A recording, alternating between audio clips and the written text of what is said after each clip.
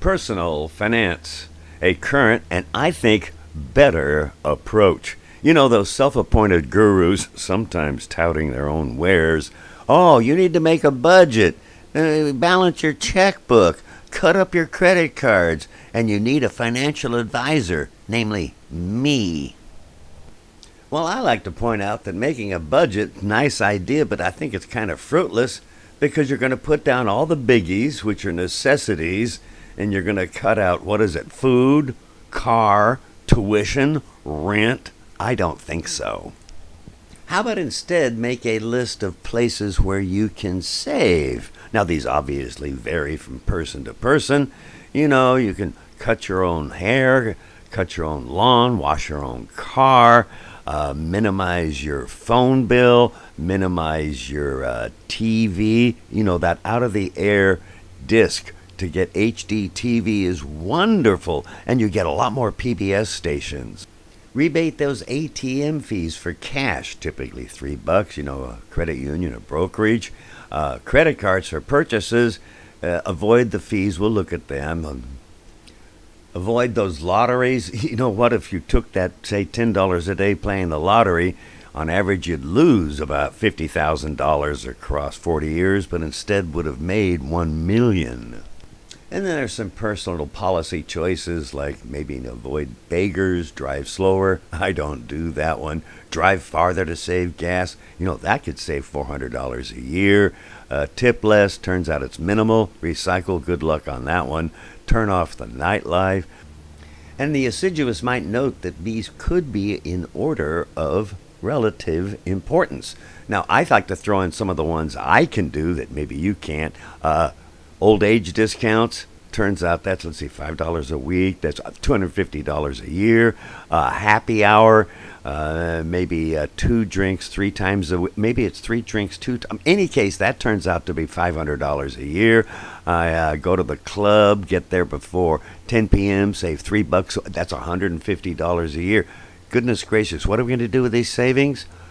Well, we'll see. Or, in my case, take another trip to Europe. Another one you hear is balance your checkbook. Nowadays, probably not as likely because you can just look it up.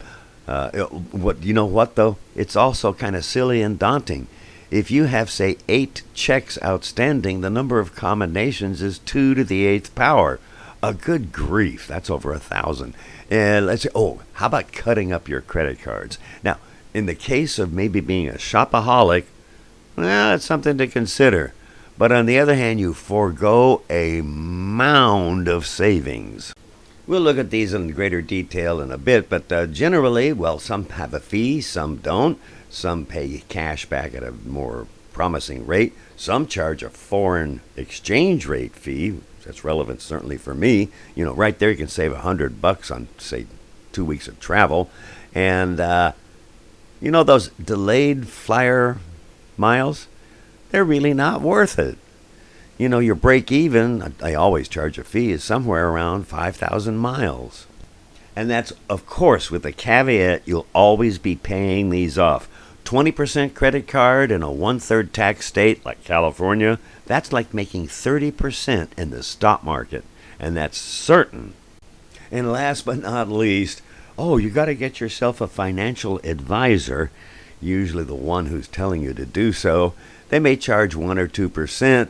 Good luck in getting rid of them. Or maybe you have a managed load mutual fund promoted by that broker who's getting a fee, usually 1 or 2%. And guess what? If you get one of those and it's 2%, you'll have half as much at the end.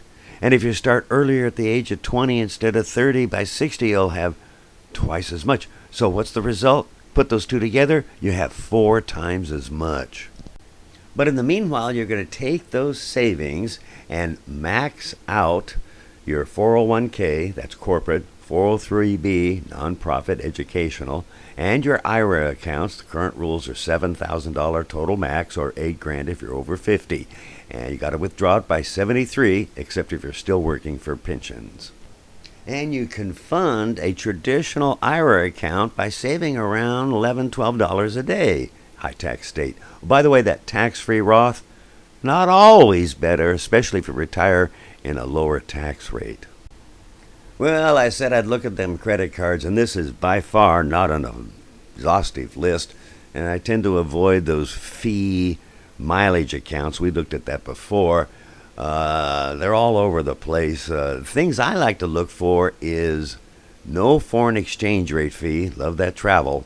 High rebates are nice. No annual fee.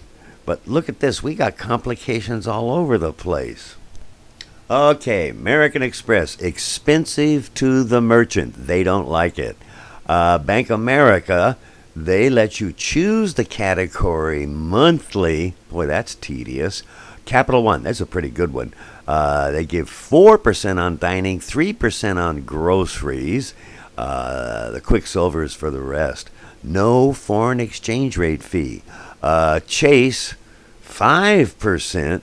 But you got to choose the category that they offer quarterly.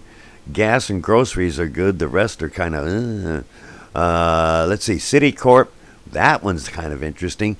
Automatically chooses the highest category monthly. 5%. I use it for gas. Then there's Discover. You get a year-end double bonus. All that does is match the other 3%. Oh, it's only good in the USA. Forget about it. Wells Fargo, 2%. Oh, wow. Trouble is foreign exchange rate fee. So maybe think about paying off that credit card, making 30% as if you're in the stock market. But Dr. C invests.